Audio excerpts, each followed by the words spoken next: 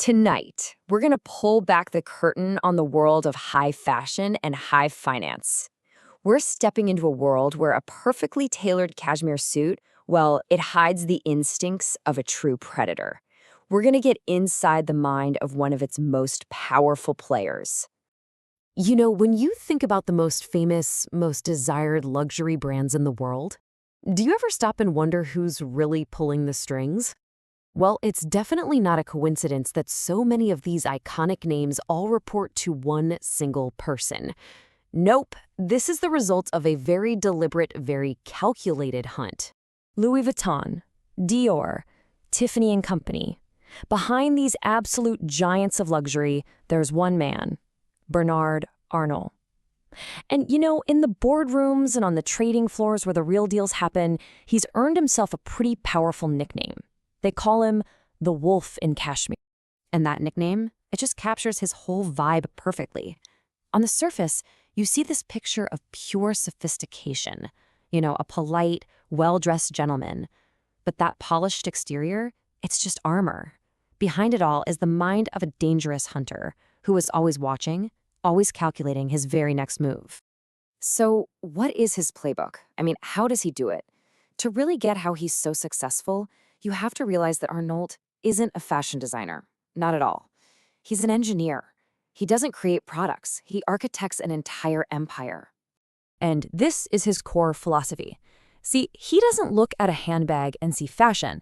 He sees an asset, an object with massive, tangible value that can be leveraged, grown, and, most importantly, controlled. And his favorite way of getting these assets? Well, that's what really earned him his reputation. It's the hostile takeover, and he pulls it off like a modern-day Trojan horse.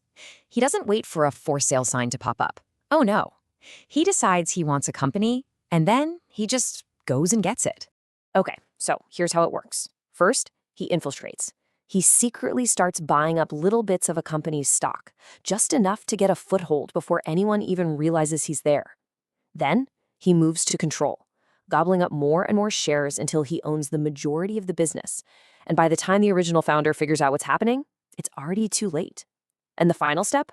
Replace. He kicks out the old leadership and takes his place right at the head of the table. It's a method that is just defined by its ruthless efficiency.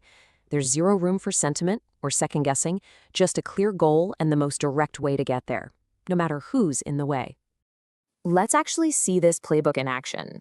We're going to go back to 1999, to this legendary boardroom battle that people started calling the War of the Handbags. And his target? The iconic house of Gucci. Arnault launched one of his classic hostile takeovers, trying to add Gucci to his growing collection. But this time, the target fought back, and they fought back hard. The whole thing just exploded into this global spectacle of corporate warfare. In the end, he didn't actually win Gucci. But here's the thing, and this is the crucial lesson. He didn't have to.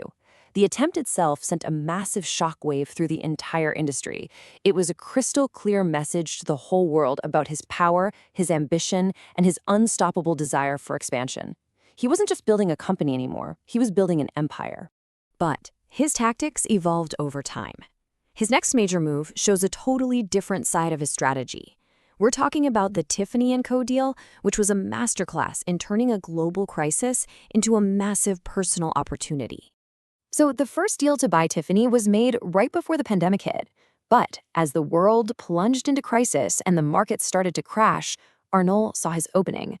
He suddenly, and very publicly, canceled the entire deal. And just as he predicted, Tiffany's stock price just plummeted in all the chaos. And then, once the price had totally hit rock bottom, he came back to the negotiating table. The result? He bought the exact same company for a much, much cheaper price, saving his own company over $1 billion in the process. Now, this move wasn't just ruthless. It was a masterclass in what we call strategic patience. It's the ability to just wait, and wait for the absolute perfect moment to strike, even when you're in the middle of a global storm. So, after watching these incredible battles, what is the ultimate lesson here from the Wolf's playbook? I mean, what's the high-value secret that we can all take away from this? It really all comes down to this one simple, powerful idea. Don't just be a player in the game. Learn the rules so you can own the game.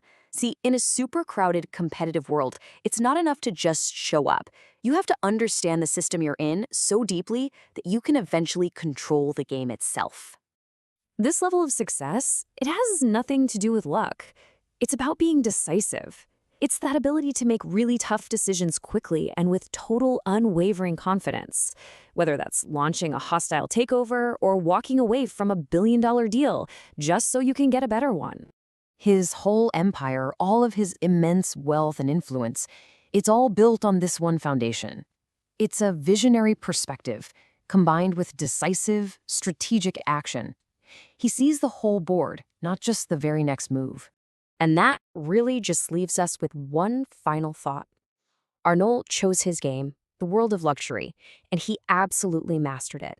So the only question left for you is, what game will you own?